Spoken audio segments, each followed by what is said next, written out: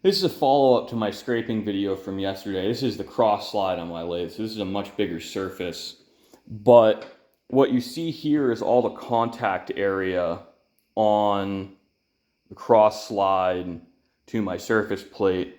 The reason to be scraping in this case is I don't have a grinder big enough or precise enough to do this job to a reasonable degree. So I'm forced to use a surface plate and a hand scraper. And one of the advantages to scraping is because I'm getting some high and low spots, all this silver is going to hold oil. Now what I'm going to wind up doing is actually coming back with a Dremel and just cutting some Z's into this, because I really do want to make sure I get as much oil held in as possible, because I paid a lot of money for this lathe. I want it to last. Now I've been doing rough scraping, which you can see how the contact patch is the way it is, where you've got these flat spots here. I want to break that up a little bit, so I'm going to use my smaller pointier scraper and just work my way over, breaking up these contact patches, because I do want a little more contact in here. I'd really like to see about 15 to 20 dots to the inch. I'm at like 6 to 8 right now. I don't think it's going to take much longer, but I say that, and with scraping, not much longer is probably like another hour or two of work. Just break up the high spots. Now I'm still rough scraping, so once I get closer to my final goal, instead of kind of area scraping like this, I'm going to pick a dot and just scrape the dot.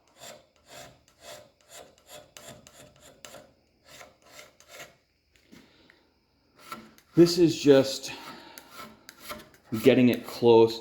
I mean, quite frankly, I could stop here and it would still be better than it was.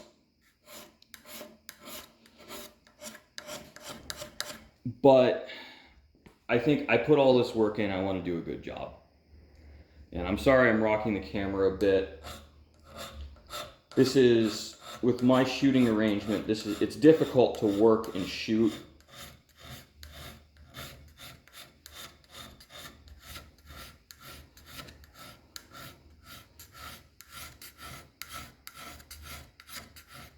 Now, I know, like, this is not the super professional way to scrape.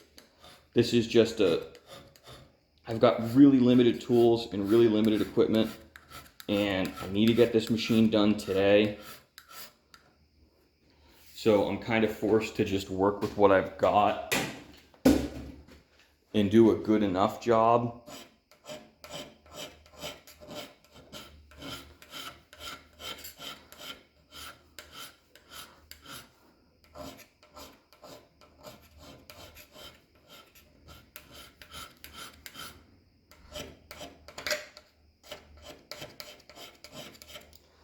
Which, that can be tough to just control yourself and not try to go crazy. Now I'm stoning this because this cast iron is leaving little bits of raised sections. The compound wasn't, for whatever reason. This is also noticeably harder,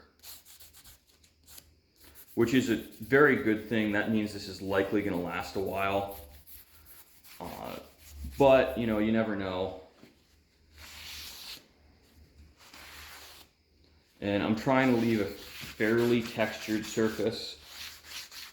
So I'm just going to pop off camera for a second and throw this on the surface plate. That part's not interesting. You just rub it around.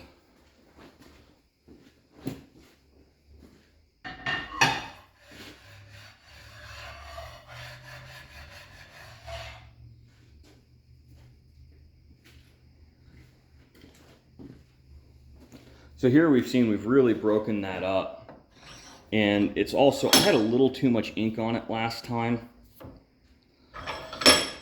So I think what I'm going to do is actually only scrape this end and not worry about this end for a little bit, because this end is not getting as much contact. So I'm going to use my area scraper.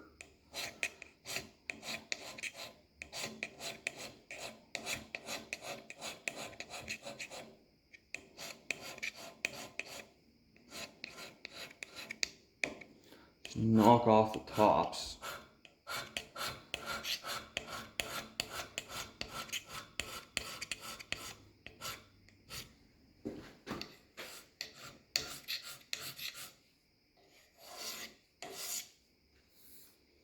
And we'll see how this works out.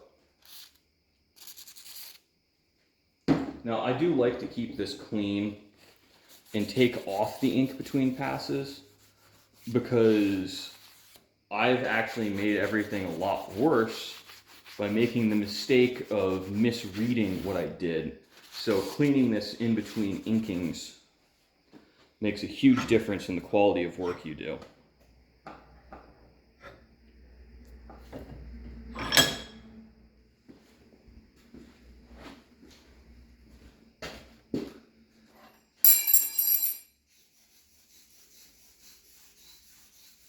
Now you really just want to have enough on the plate to see it, because if you put too much ink on,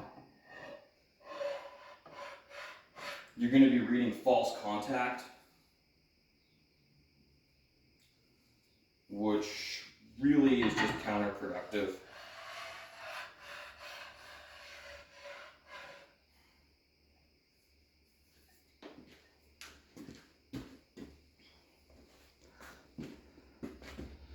Now I'm almost tempted to just stop here, because this is a lot of contact area, and I think all I need to do is just break it up this way and put my grooves in.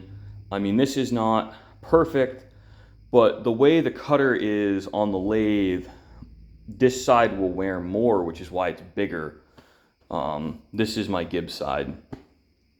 So thanks for watching, guys. Please like, comment, subscribe, and I hope you found this explanation a little bit better than what I did yesterday.